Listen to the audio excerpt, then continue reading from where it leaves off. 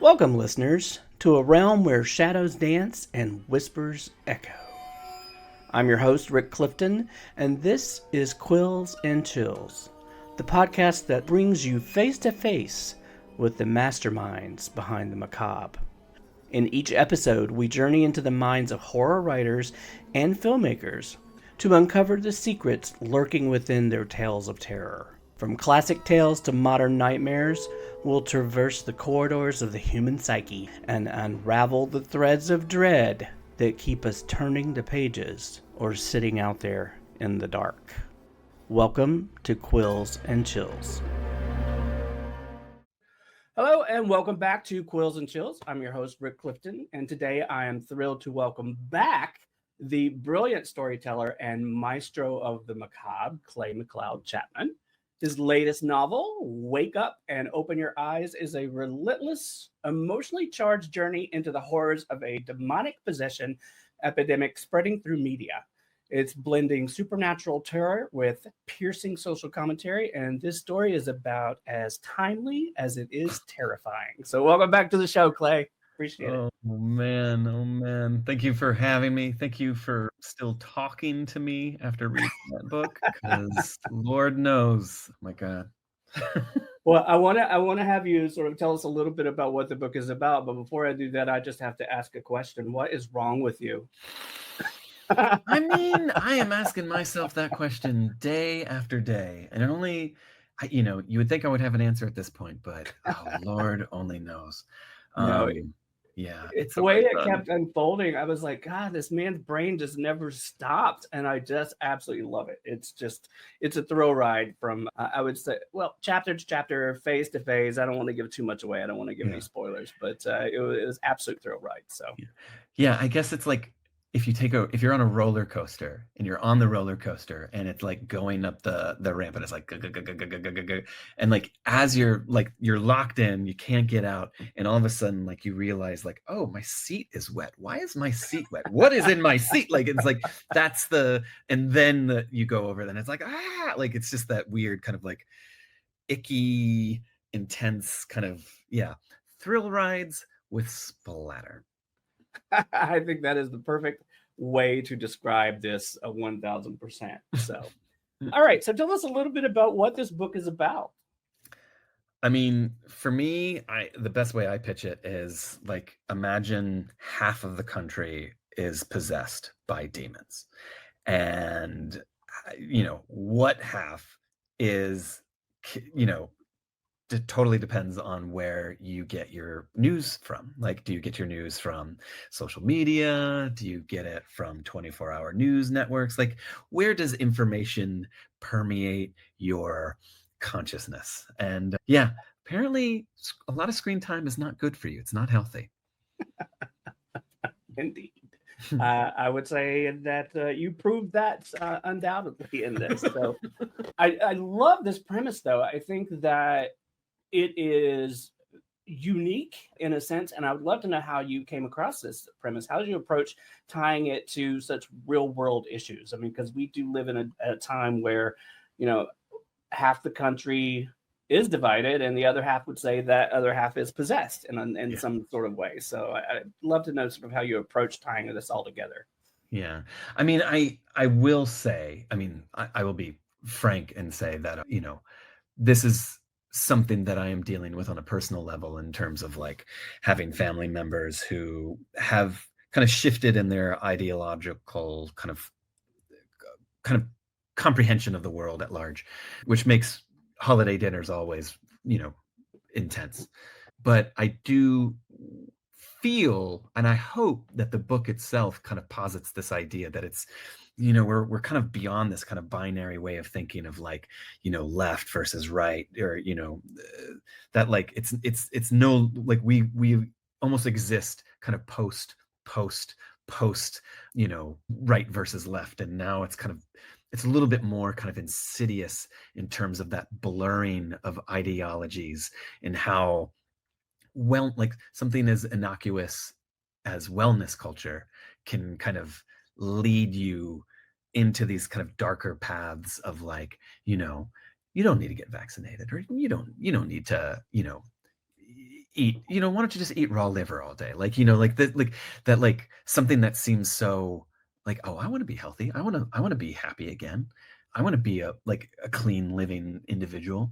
That, like, by going down that path through whatever algorithm that your, IG feed offers you, like, it can just guide you to something maybe a little bit nefarious, a little bit darker. That's so interesting because there is a part of the story in which, mental health and wellness is actually a part of the story. And I was like, where is this going to go? And of course, you did not disappoint because it really just goes off the rails in such a great Yeah. way. So I love how you sort of took this, the divisiveness of media, not just social media, but just media in general, and really sort of put this together in such an amazing story. Man, thank you. How do Thank you? you for saying that.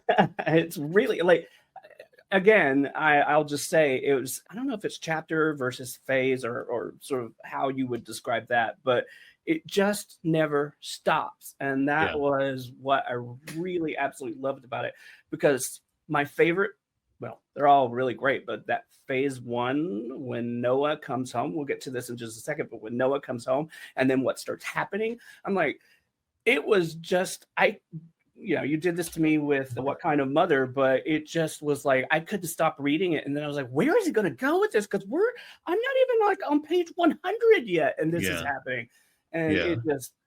you just kept it going. It's truly like just an amazing story, and you know how much I loved What Kind of Mother, so. Yeah.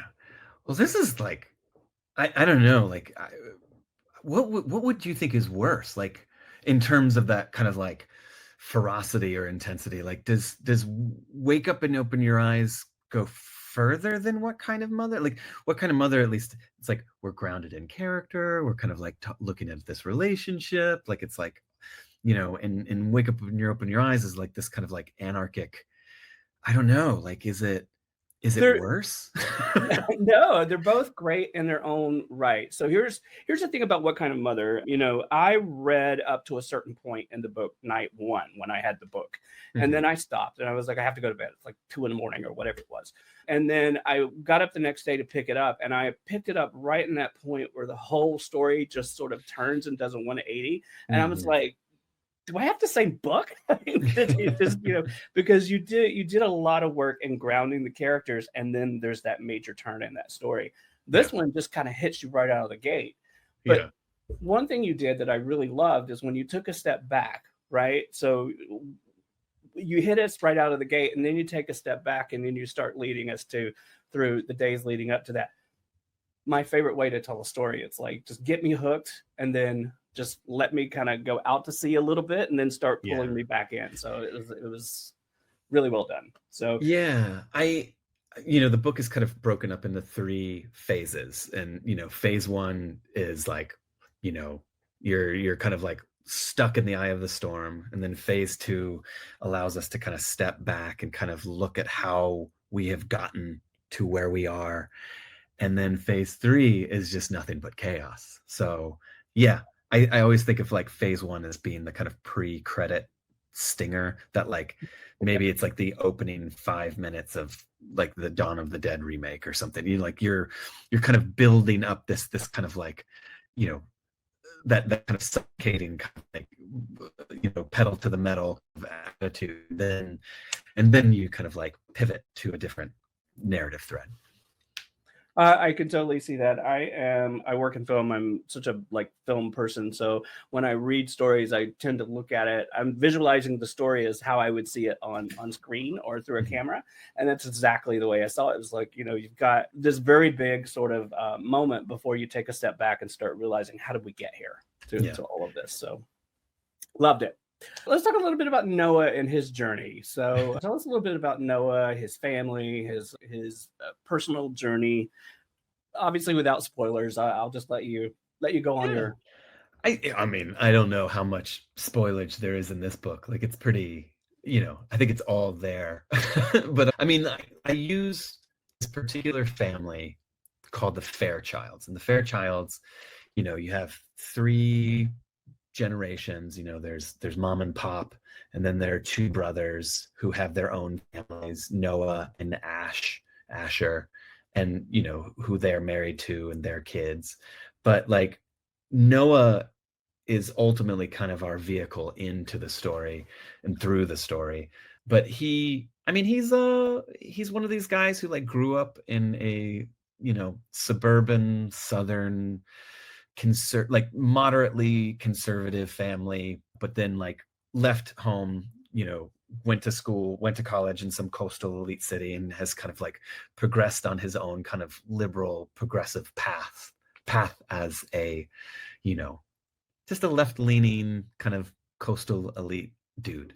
And I will absolutely 100% confess that I am Noah. That like I am a cis white heterosexual male living in Brooklyn, New York, with my family, my multi-culti, like liberal leaning family. And so like this is just me kind of chastising myself and my own kind of like ineptitude as a blissfully ignorant liberal living in my own kind of bubble.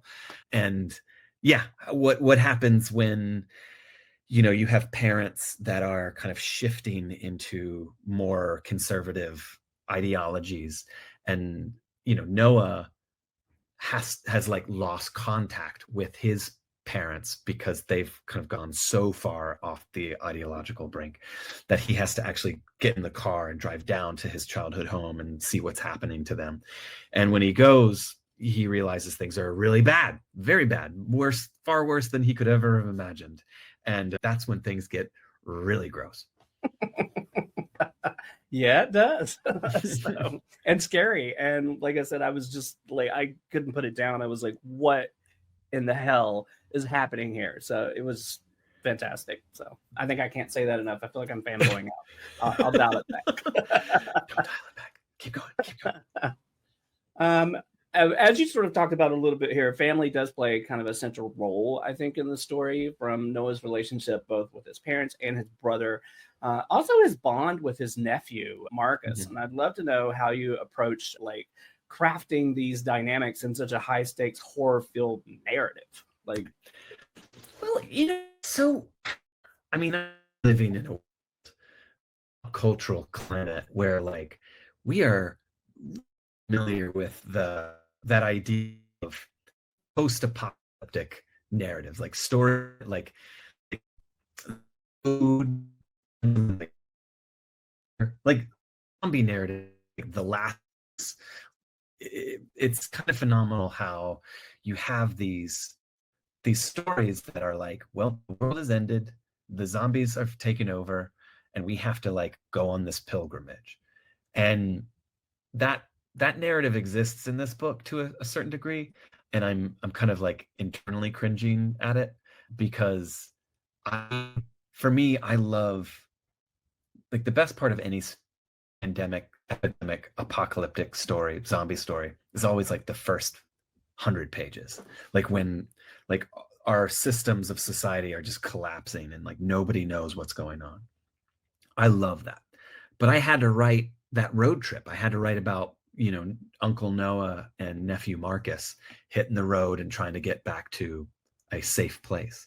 So it always helps to write about kids when you have kids, and you can kind of like for me, the thing that is most terrifying about children on a screen time level, because this book is all about screens, is the insidiousness of YouTube algorithms, and that like you could watch the video for Baby Shark and it could lead you down this path of like, what's the algorithm going to suggest you watch next, and what's the next video, and what's the next video, and you're going through this rabbit hole. I know you were asking me about character and empathizing with character, but I'm like so obsessed with like what happens to these characters. I guess the shortest, succinct way to kind of finally answer your question is I just steal from my own family. Like I'm just copying. Like it's like, okay, this is like, my kids are having screen time right now, so what are they doing? Like, oh, okay, I'll absorb that, imbibe that, and put it into the book. I love that you brought up the YouTube algorithm, because it was actually, I wrote down 2 or 3 of my favorite lines, and that was one of them that you actually referenced in the book, is that one video always leads to another and another, guiding you down a rabbit hole of interconnected clips. And I just was like, I read that and I was like, I have to highlight this and take it out, because it is the absolute truth. The algorithm, it, while it can take you to some interesting places, is also, it can really just take you down a rabbit hole of just about everything. Yeah, here's an unboxing video. Here's a video of, terrorist indoctrination. It's like, you could go 10 videos in and you've suddenly entered into the dark. Like it's astounding how quick it happens if you're not mindful of it.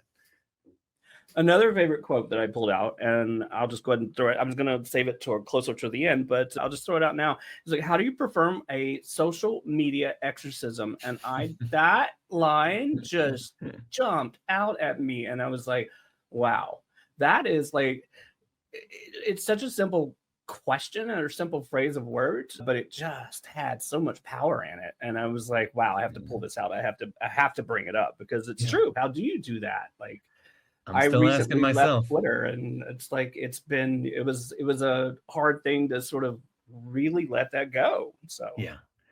You're not missing anything. You may, there might be days where you're like, oh, I wonder what's happening over there. But like at the end of the day, like there's a window right there. There's a world outside it. And like Twitter's not in that world. We just got to go out there. I think somewhere around day 30, I was like, wow, I'm not waking up angry, or I'm not getting out of bed angry after spending 20 minutes of scrolling through Twitter. And I was like, wow, this is refreshing in a way. So Get that humanity back, man. exactly. However you can. Fight for it. Exactly. So I want to talk a little bit about the nature of possession, in a sense, like the idea of, we talked about this at the beginning a little bit, the idea of possession spreading through media. I find that just unique. It's very innovative, and it's also scary as hell. And I'd love to know if you could talk a little bit about how you developed this concept and what it symbolizes for you. Yeah. I'll just riff off of what we've been talking about. Like, honestly, like, it, when in like 2015, 2016, around the kind of, Hillary Clinton Trump election, it was amazing how like you could read news stories about younger generations feeling as if their parents were shifting in some kind of way of thinking. And because it's like, oh, because my dad watches Fox News, he's become a totally different person. And you would occasionally hear someone say in the real world, in these little sound bites, they'd be like, it's like he is possessed, or it's like she is possessed. And I remember reading that or seeing it on the news and just being like, huh, how interesting is it? Like, what if you just took the metaphor of it's like my dad is possessed by his like 24-hour cable news network, and just made that literal, like yes, they are possessed. Like, you are now possessed by a demon because of the amount of imbibing of news media or social media or algorithmic YouTube video. Like you are now, like, you have made yourself vulnerable to demonic possession. And not to be glib about it, but like, if you took what ultimately people like say are like the kind of basic tenets of demonic possession, which I can't list off the top of my head, but it's usually like infestation, depression, obsession. Like there's like, you see it in movies all the time. Like I think like even in something like The Conjuring, like they like list it off, and it's like just a list of like 4 or 5 or 6 different, like, first there's like an infestation in the house, and then second, like it's like people like start to lose their grip on reality, and then like possession is like the final step. Like, if you just took all of those core tenets and then just like kind of just wrote them down, and then like put how people with like a lot of folks within kind of modern contemporary society have been feeling about their transitioning or their kind of ideological shift in their politics or their way of thinking, it's almost like one to one. Like it's almost like, okay, well, here's where the infestation is, and this is when Fox News comes into our life, and like it's just like boom, boom, boom, boom. I love that. Actually, one of my questions was like, how much was the story influenced by real world events? And I think you've just basically answered that. I mean, like I said, it's pretty easy to draw that line between the two. And you do lay that out in the novel as well, all the different sort of stages or phases of possession. So Yeah. it was interesting to see you connect all of those dots. So, It's an easy connect the dots to make, if that's the kind of connect the dots game you want to play. And it was for me. But yeah, it was right there, just the lowest dangling horror fruit, and I plucked it. where did you decide to draw the line between fiction and reality? I mean, I mean, I can clearly see it, but I want you to sort of answer that question in your own words. I mean, it's, we don't need the metaphor of demonic possession right now for this book to be a horror book. Like I feel like, strip away the supernatural and you could almost have the same book. I mean, give or take some dial adjustments, but like, like we, and I hate to be, too on the nose about this, but like I look at something like January 6th as this kind of traumatic moment where, like, if I'm watching clips or videos of the, the Capitol, and it affects me. I find it very kind of horrifying.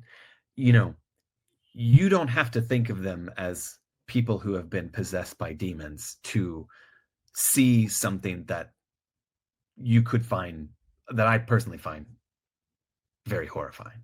So I guess my point is reality versus something more supernatural or something more metaphorical.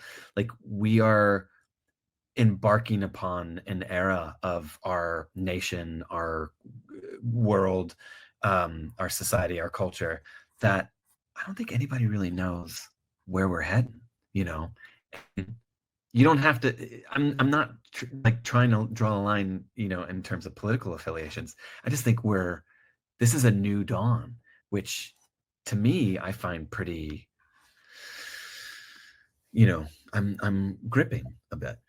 Yeah, going into this new year and this new administration, and again, not to get terribly political about it, but I agree with you. I think it's a very uneasy time because I don't know what the days ahead hold, and it's who can say? I guess time will tell. So yeah, and we'll look back, 5 years from now, 10 years from now, and we'll be like, oh, that blip.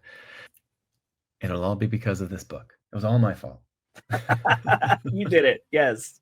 I want to talk about the settings a little bit because, as you said, you go from Brooklyn back to Noah's hometown of Richmond. There's also the road trip as well. So there is a moment that happens in DC that I was like, wow. So I just want to talk about that journey a little bit and all of these different settings, because in each place that Noah ends up, it's very different from where he just came from in a different way. Yeah. I mean, I'll be crass and just say again, like, this is familiar terrain for me because I grew up in Virginia. I now live in New York.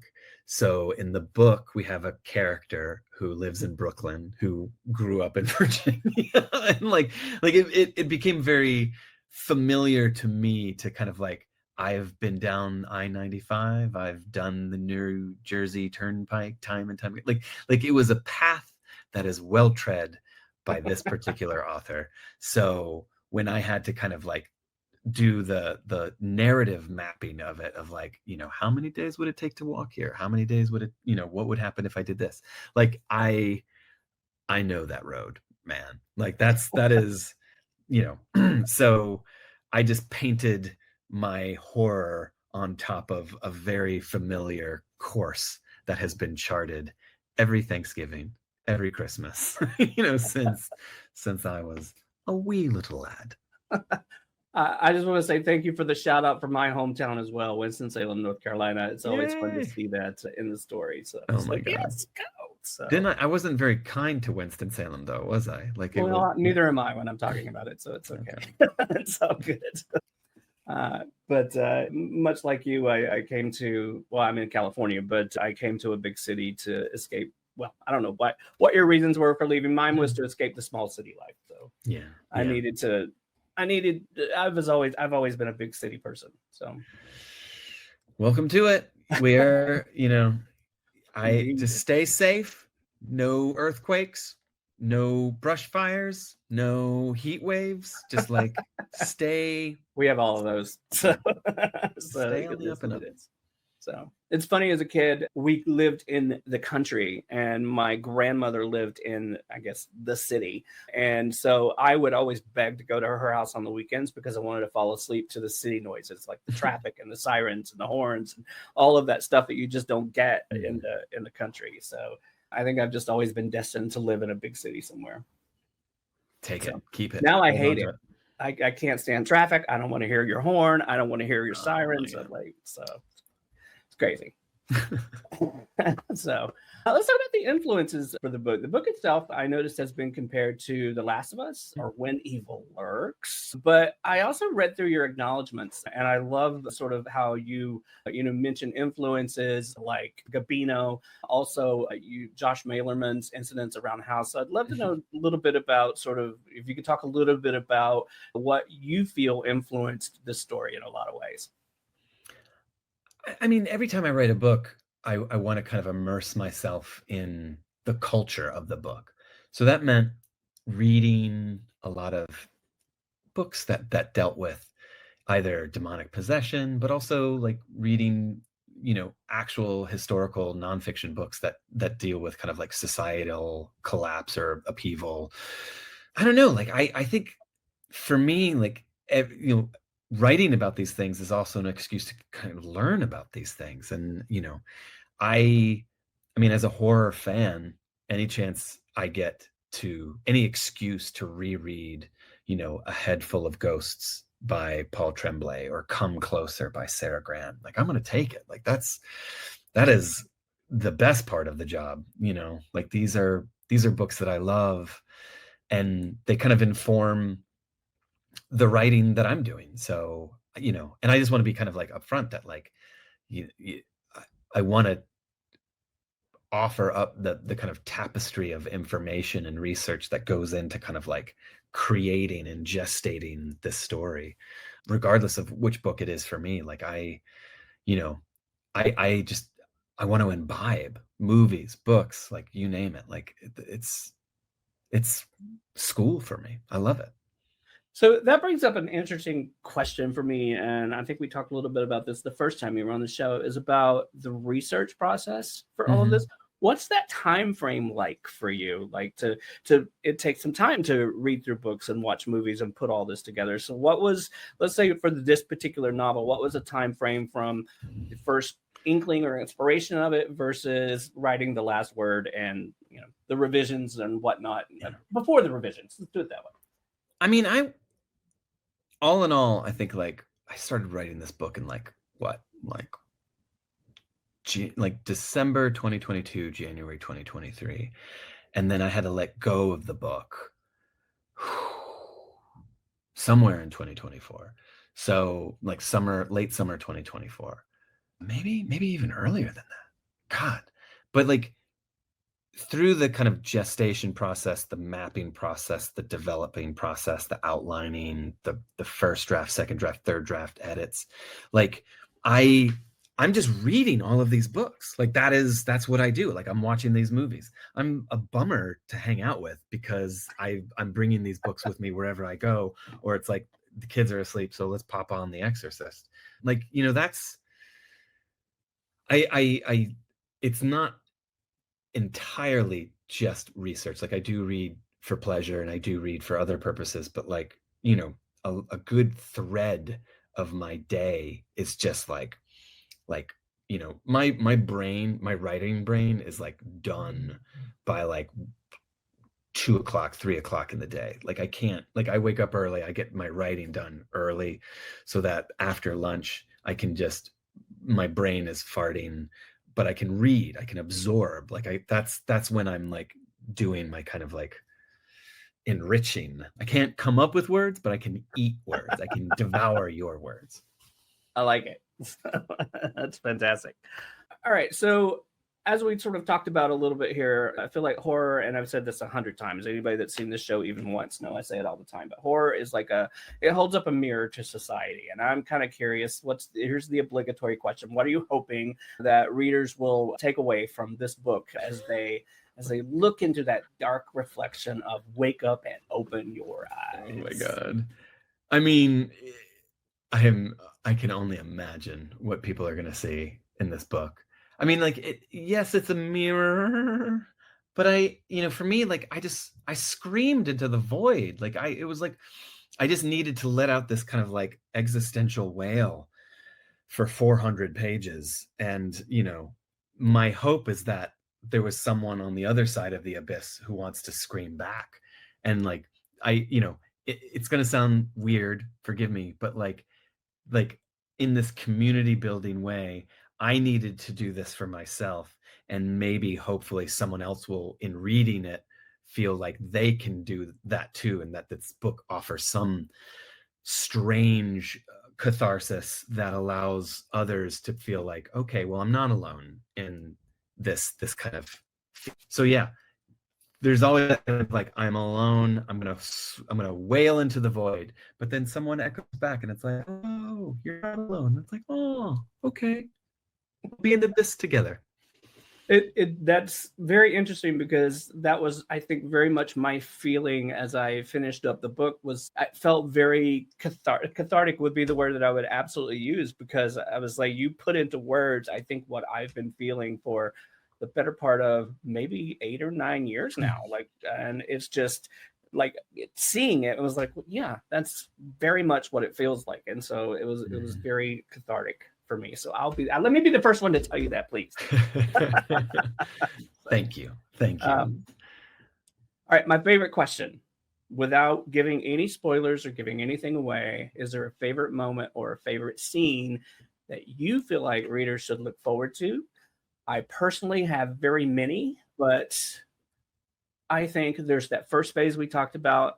One of my favorite turn of phrases you use is a slip and slide of skin. That moment, I mean, it's just, like I said, I have many favorite moments, but that one, I put the book down. I was like, what is wrong with you? Yeah. So I love it.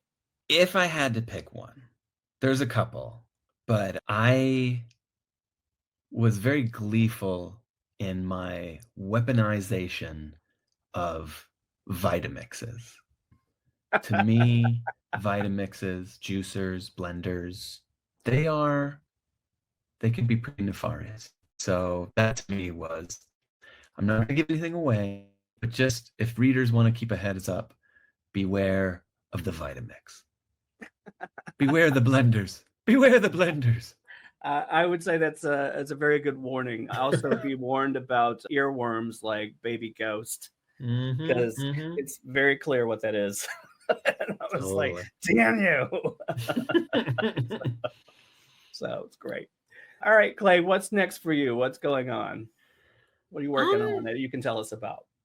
Keeping pretty busy, which is great. Later in the year, in September, I have a YA novel that's coming out called Shiny Happy People, and that will be with Delacorte. And I also have a short story collection coming out in September, and it's called Acquired Taste, and that comes out from Titan Books. So yeah, 2025 is going to be a pretty busy year. Oh, that's great. I love YA stories, so I'll make sure I check that one out too. Yay. Awesome. Calling you up and telling you to come and sit with me again. Please. Well, the book is called Wake Up and Open Your Eyes. And correct me if I'm wrong, but I believe it's available everywhere on January 7th. Or is that just domestically? Or no, January 7th. It is out there in the world. Come find it, or it will find you. Indeed. As we always like to say here, please always support your local bookstores whenever possible. So, Clay, how can our audiences find you and your demonic presence online? I am infiltrating the social media sphere. So like I'm on Bluesky, TikTok, Facebook, Instagram, Twitter, Threads. I'm trying them all and failing at each of them individually in their I own would very disagree specific with ways. that. I follow you on social, and I would say you're not failing. I think you do it very well. You manage it very, very well, better than I. Well, thank you. So, Thank you. well, Clay, thank you again for coming and hanging out with me again to talk about this amazing book. So I appreciate your time, Thank you and for having me back. and for everybody else, we'll see you next time on Quills and Chills. Yay. Thanks for joining me on another episode of Quills and Chills. I hope you enjoyed our deep dive into the mysterious and the haunted. If you're enjoying the show, don't forget to support us by subscribing on your preferred podcast platform and leaving us a rating or review, because your feedback helps keep those chills running down both our spines. And feel free to share the show with your favorite fellow horror enthusiasts. Also, if you guys have any spooky stories, strange encounters, or paranormal experiences of your own, I'd love to hear them. Reach out to me on social media or email me at quillsandchillspodcast@gmail.com. Who knows? Your story might end up on a very special episode.